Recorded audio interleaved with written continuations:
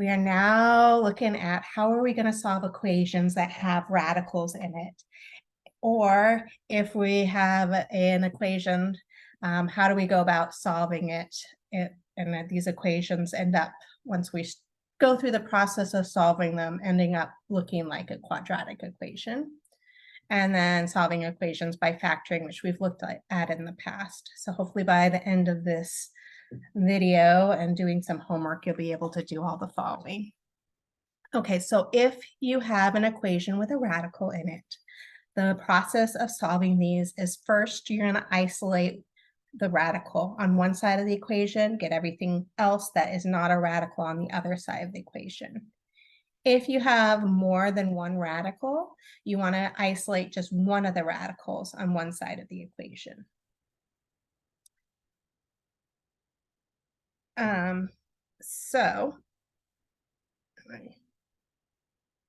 So isolate the radical, this should be number 2.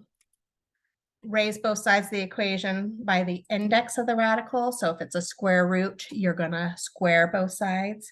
If it's a cubed root, you would raise both sides to the third power. If it's a fourth root, that index is 4, you're going to raise both sides to the fourth power, etc. So after you've raised both sides by the exponent that would clear the radical on the one side, and simplify, if you're left with a radical, then you got to repeat that process. Isolate the radical, raise both sides by the index, and you have to keep repeating that process until there's no more radicals in there. So once there's no more radicals in there, you're either going to have a linear equation, a quadratic equation, or something that leads to a quadratic equation. And then you're going to go about the process of solving it like we've been looking at previously in the semester. You need to be careful here. You have to check your answers, especially if you raise both sides to an even power. If you raise both sides to an even power, it's possible that you get what are called extraneous solutions. So it's possible that you get solutions or answers that actually are not solutions. They don't work. So it's important that you check to make sure that all of your answers are solutions to that equation. So let's look at an example, and I'm just gonna, let's start with this.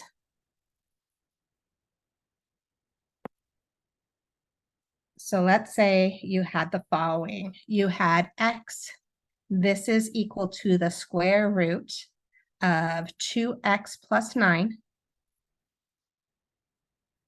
And then outside of the radical, we have a minus 3. And so it's asking us to solve for the following. And so we want to solve for x. Notice that you have a variable underneath the radical. And so we want to isolate that radical. So we don't want that minus 3 on that side of the equation. And so we can get rid of that minus 3 on the right-hand side of the equation by summing 3 on both sides. So summing 3 on both sides, we would get x plus 3 is equal to the square root of 2x plus 9. So we've isolated that radical there. And so we want to raise both sides.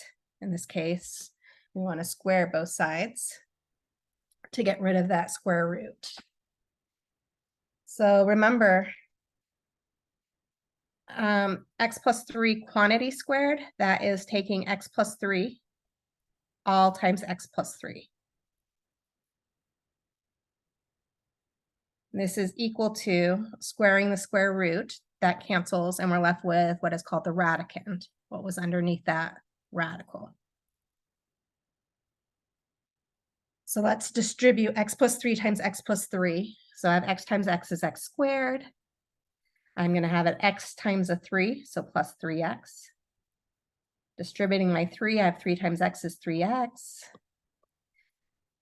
Plus 3 times 3, which is 9, is equal to 2x plus 9. So looking at this equation, I notice that it is a quadratic because I have a square in there. So I need to go through here and get everything to one side of the equation. Before we do that, let's maybe just simplify the one side, because I noticed the left-hand side, I could add 3x and 3x. So x squared plus 3x is 6x plus 9 is equal to 2x plus 9. Again, quadratic, so we want to get everything to one side of the equal sign. Let's subtract 2x on both sides of this equal sign. And let's subtract 9 on both sides of this equal sign. So by doing that, we have x squared, 6x minus 2x is 4x, and 9 minus 9, those cancel, is equal to 0. So I can go through any process I want to solve this. Easiest way, though, to me, looks like factoring. Notice that we have x squared plus 4x. They both have an x in common with both of those terms, so we can pull an x out of both of those terms. So if I pull an x out of x squared, I'm left with a single x. Plus, if I pull an x out of 4x, I'm just left with 4. This is equal to 0. So we factored it, and it's set equal to 0. So now we can set each factor equal to 0 and solve. So we get x is equal to 0, and we want to know when is x plus 4 equal to 0. Subtract 4 on both sides, we get x is negative 4. So on the exam, I'm making sure that you're checking when you raise both sides to an even power. So you might want to notate that you checked if you're doing it in your head. So let's check this. So let's look at when x was 0. So we're going back into our original equation, and wherever we see an x, we're going to replace that with 0. So I'm just going to go through here. Wherever I see an x, I'm going to first just put parentheses. So I have an x, so parentheses, is equal to the square root 2. I see an x, so put parentheses there, plus 9 minus 3. So putting 0 inside that parentheses where the x had been, we're questioning, is that true? So is 0 equal to the square root of, well, 2 times 0 is 0 plus 9. So I'm left with 9 underneath the radical minus 3. And I see that this is true because the square root of 9 is 3. And then minus that 3 gives us 0. Okay, so x equals 0 is a solution. And now let's go through and let's check negative 4. So going in here, wherever I see an x, I'm going to put parentheses and then go replace it with negative 4. So parentheses equals 2, put a parentheses, plus 9 minus 3. So now let's drop in the negative 4 inside the parentheses, and then let's see if this is true. So is negative 4, is that really equal to, well, the square root of 2 times negative 4, so that's the square root of negative 8 plus 9. And then outside the radical I have minus 3. Well, negative 8 plus 9, that gives me a 1 underneath the radical. So is negative 4 equal to the square root of 1 minus 3? Well, negative 4 does not equal 1 minus 3, because that's saying that negative 4 is equal to negative 2. So this negative 4 is not part of the solution set. And the only solution that works is x equals 0. So it's possible when you're going through and checking, it's possible that all the answers you got work. And it's possible that some work and some don't, like in this case. And it's possible that none of them work. If none of them work, you would just say that there was no solution. So I want to look at one more case scenario. Let's look at a case where there are multiple radicals underneath or in the equation. This meeting is being recorded. So in our next example, we have the square root of 3x plus 1 minus the square root of x minus 1 is equal to 2. So we want to isolate one of the radicals. And so let's just add square root of x minus 1 to both sides. So on the left-hand side, we would be left with the square root of 3x plus 1 is equal to 2 plus the square root of x minus 1.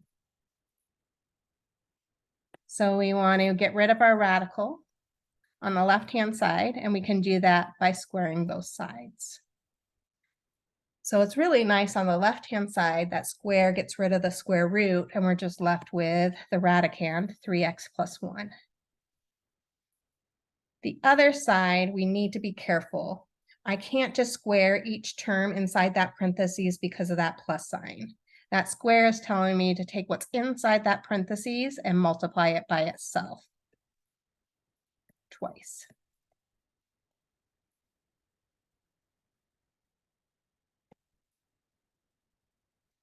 So bringing down the 3x plus 1 and distributing on the right-hand side. So I have a 2 times 2 is 4. I have a 2 times the square root of x minus 1. That 2 is not underneath the radical, so it has to stay outside of the radical. So that's 2 square roots of x minus 1. Now distributing the square root of x minus 1 to each term in the second parentheses, I would get plus 2 square roots of x minus 1. And then square root of x minus 1 times square root of x minus 1. Well, that's the square root of x minus 1 squared. Let's just write it because I have to combine like terms anyways. So bringing down 3x plus 1, we have 4. Well, if you have terms that have radicals with the same thing underneath the radical and you're adding, treat that radical like it was a variable. So we're just adding 2 plus 2. So this would give me plus 4, and then square roots of x minus 1. Plus, well, squaring the square root of x minus 1 is just x minus 1. So I can still combine like terms on that right-hand side. I notice I have a 4 minus a 1. So we have 3x plus 1 is equal to 3. I'm just going to write the x here, plus x plus 4 square roots of x minus 1. So we still have a radical in the equation. We want to repeat the process. So we want to go through and we want to isolate this radical. And so we can do so by subtracting 3 on both sides and subtracting x on both sides.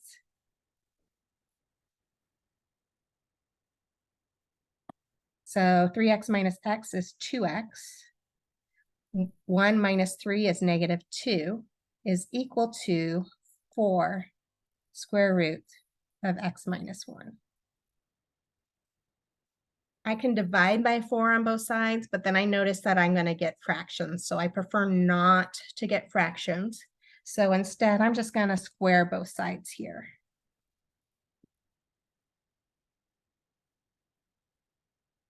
And I can do that because I'm using this rule here. If you have a multiple of something and you raise it to a power, you can raise the first piece to the nth power in this case. So a times b all raised to the nth is a to the nth, b to the nth.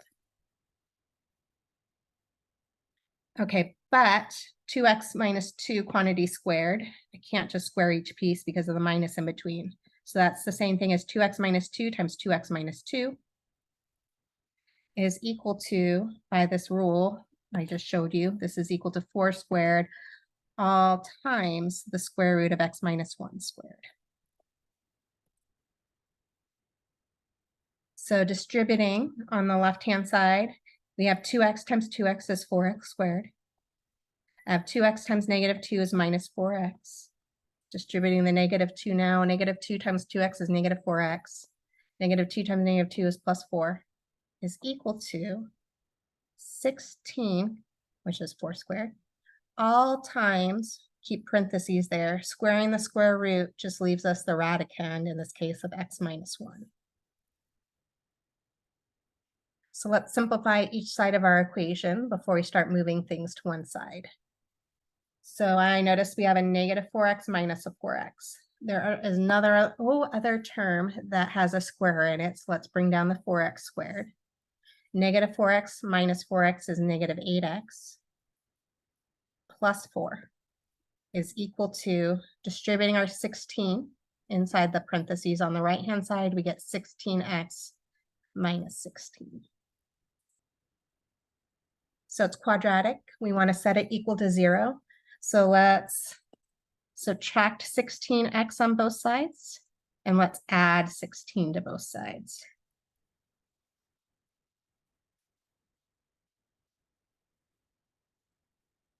I'm just going to erase that roll I put up here so I can have more room. So doing what we just did, we're still left with 4x squared. But now we have a negative 8x minus a 16x, which is a negative 24x. And we have 4 plus 16, which is plus 20, equals 0. So I can go ahead and I can try to factor it now. I can use the quadratic formula. I could complete the square. I would go ahead and I would start by factoring out the greatest common factor. So notice that the numbers 4, 24, and 20 all have a 4 in common. So we can pull a 4 out of all 3 of those terms. In doing so, we are left inside the parentheses as x squared minus 6x plus 5 equals 0.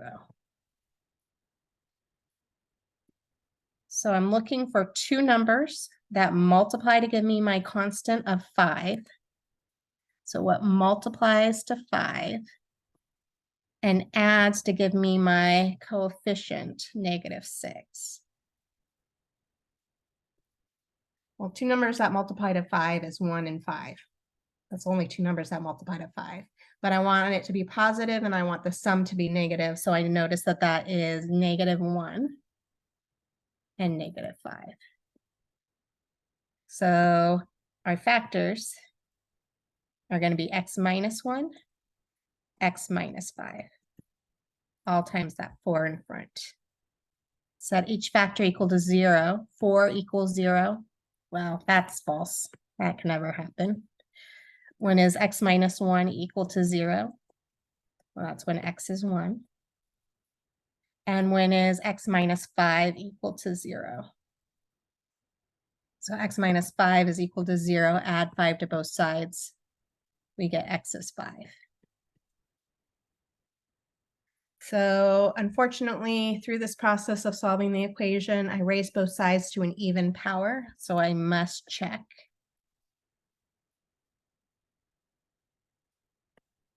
So we're going to go back into the original. Wherever we see an x, let's first start with plugging in 1.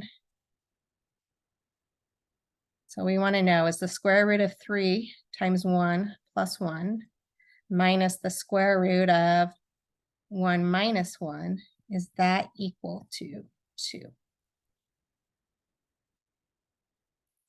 So simplifying underneath that radical, 3 times 1 is 3, 3 plus 1 is 4. So I have the square root of 4 minus the square root of 0. Is that equal to 2? Yeah, square root of 4 is 2, and 2 is equal to 2. So let's do the same thing now and go through and see, does 5 work?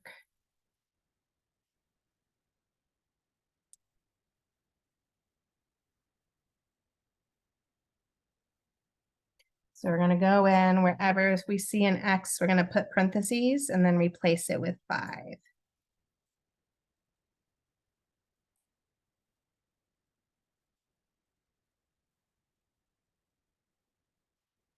Okay, so let's plug in 5 for x in there. Oops. I don't know if that's going to work or not.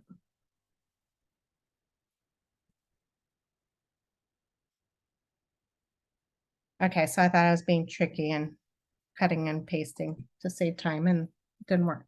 Okay, so we have, what do we have? We're looking at when x is equal to 5.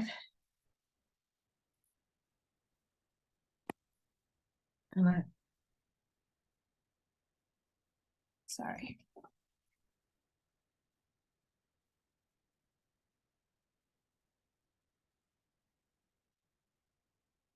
I see why it didn't work.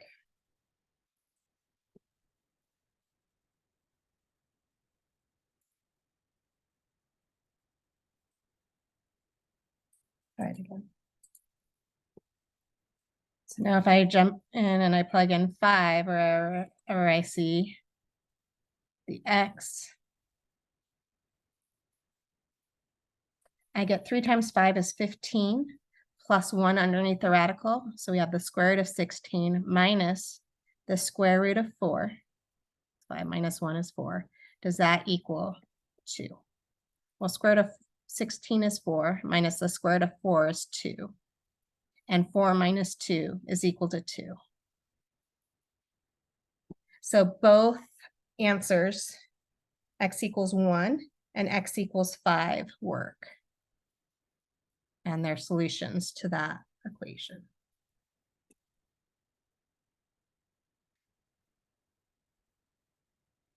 So the next part of this section is where using substitution can help us manipulate things to look like a quadratic. So let's look at an example real quick. So our next example, we have parentheses, x plus 6 inside the parentheses, and that parentheses is squared. Then we have plus 3 times parentheses x plus 6 and parentheses plus 2 equals 0. So I could go through and solve this. I would have to distribute out x plus 6 times x plus 6. I'd have to distribute that 3, combine like terms, and then either factor from there or use a quadratic formula or another method that we have used.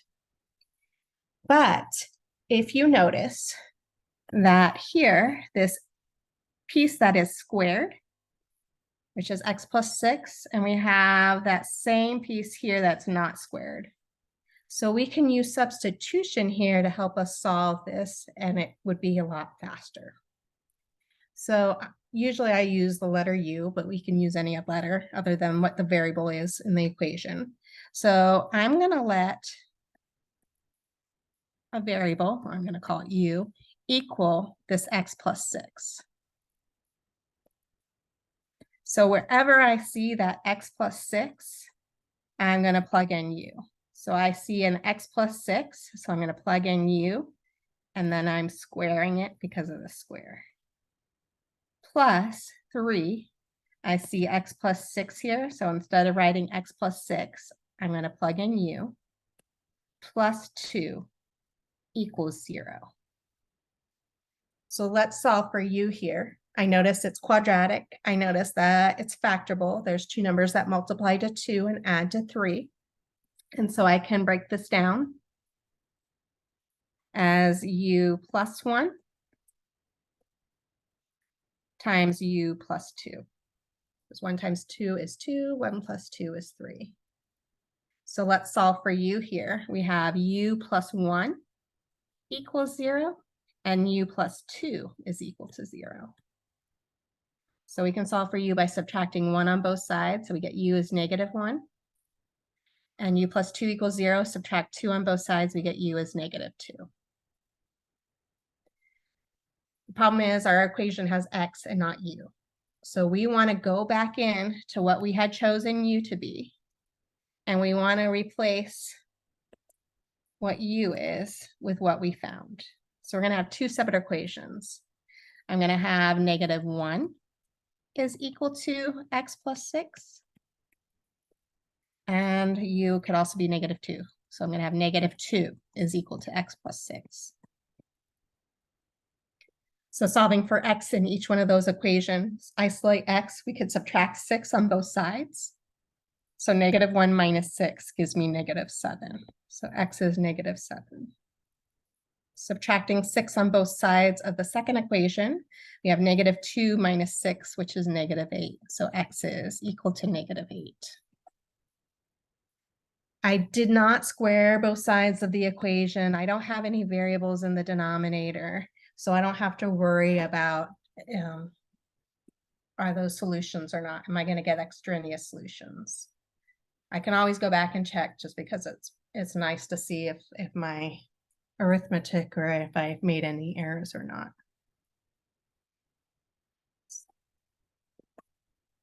So let's look at another case really quickly. So let's say that you had 1 over x plus 6 quantity squared is equal to 1 over x plus 6.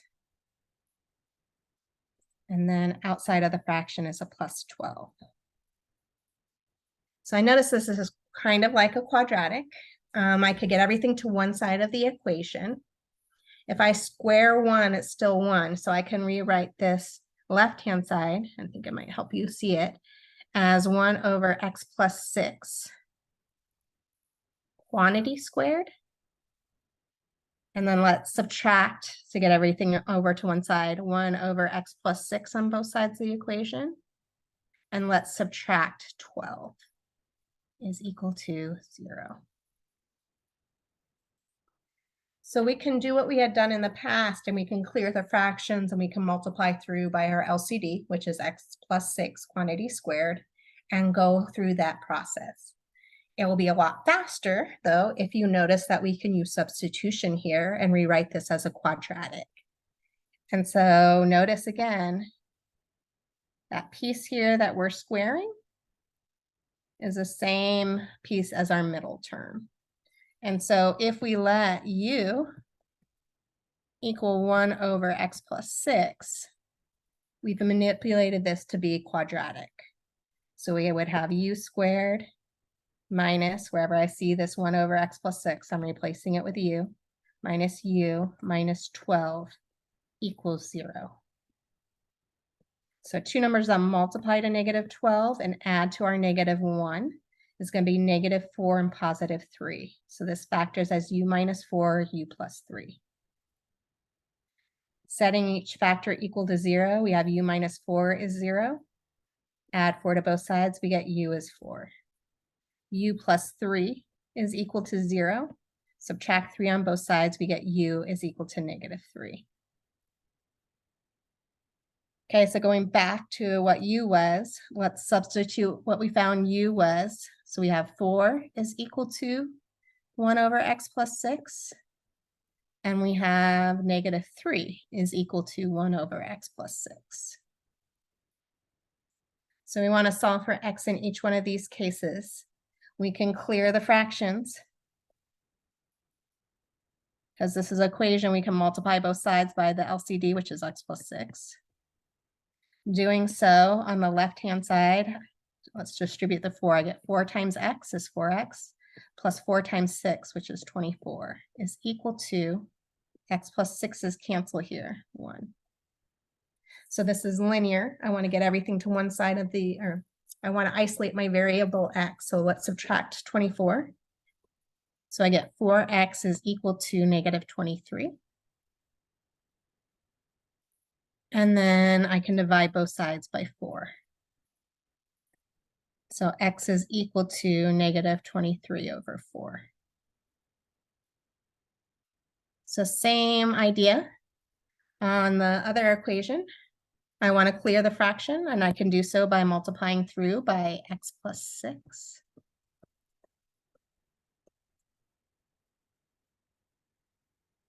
So I call this method u substitution. I'm not sure if this is the correct name for it or not. So clearing the fractions, multiplying through by x plus 6, we can distribute the -3. And so -3 times x is -3x. -3 times 6, so that's -18, is equal to x plus 6 cancels 1. Isolate x, so we can add 19 or add 18 to both sides of the equation, and 1 plus 18 is 19. And then get rid of the -3 in front of the x. Let's divide by -3. We get -19/3. Okay, so we did not square both sides of our equation, so we don't have to worry about extraneous solutions there. But we do need to worry about something's off. No, sorry, I'm looking at the answers here. And I have something totally different than what's in front of me. So let me just pause and see if I can see where my mistake is.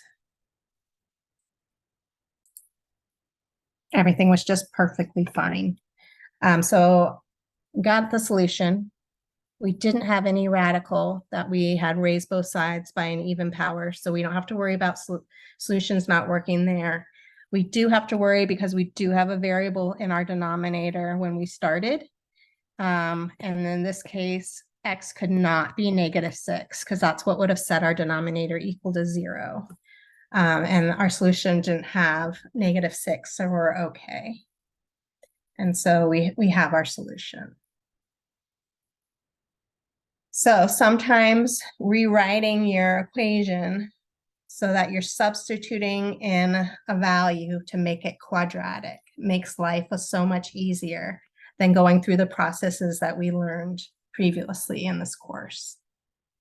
So this is 1.4 of our textbook.